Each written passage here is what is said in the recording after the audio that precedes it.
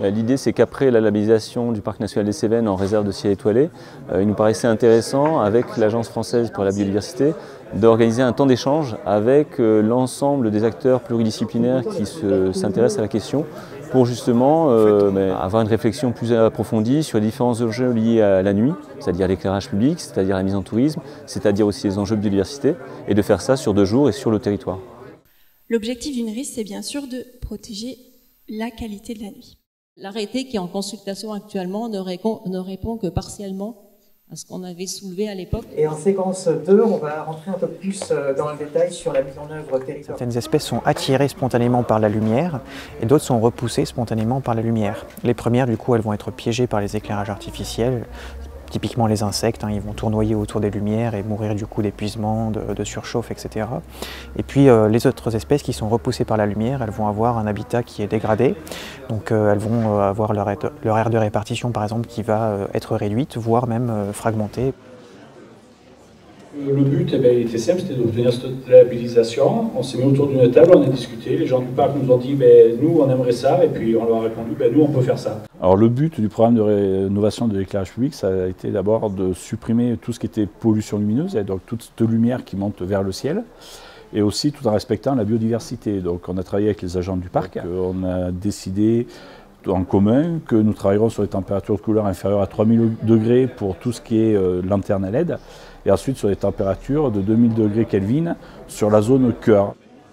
Alors en Lozère, 17 communes ont répondu favorablement, sur la zone cœur, bien sûr, ont répondu favorablement aux critères de la RIS. Aujourd'hui, nous avons effectué les travaux sur 4 communes, et c'est à peu près 200 armoires pour 1000 points lumineux remplacés sur la partie lozérienne du parc. Que les communes, on leur laisse le choix de voir un petit peu ce luminaire-là, pour remplacer au sein de leur éclairage public les lanternes par des... Nous, le syndicat, on a 42 communes en compétence maîtrise d'ouvrage.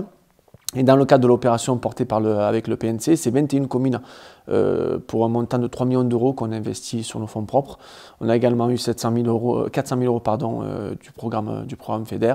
Donc sur les Cévennes, c'est 18 communes qui vont être intégralement rénovées d'ici 2 à 3 ans. Par rapport à la question de la mise en tourisme de cette thématique-là, ça reste pour nous quelque chose qui est encore en construction. Donc c'était intéressant de voir comment nous, territoires, on fait vraiment ce lien très généraliste au niveau des thématiques touristiques possibles. C'est vrai qu'on a un acteur de guide passionné d'observation nocturne. Ce qui nous a incité à faire ce séjour La tête dans les étoiles, c'était vraiment de pouvoir arpenter le ciel comme la terre. Et quand on a pu observer ce ciel avec les guides, on s'est dit que ça serait vraiment pertinent de pouvoir créer un séjour autour de l'astronomie. Et quand on a entendu parler de la présence de l'observatoire du lac des Pises, on a construit notre itinéraire autour, en itinérance avec des ânes pour pouvoir, si vous voulez, articuler ce séjour autour de cet observatoire perdu dans cet écrin de nature. Ça nous paraissait être un lieu vraiment propice. À l'instar des 9 autres parcs nationaux français, le parc national des Cévennes est en effet un territoire d'exception au titre de la richesse de ses patrimoines naturels, culturels et paysagers. Son ciel étoilé fait partie de ce patrimoine et l'obtention de ce label RIS permet de renforcer l'attractivité du territoire.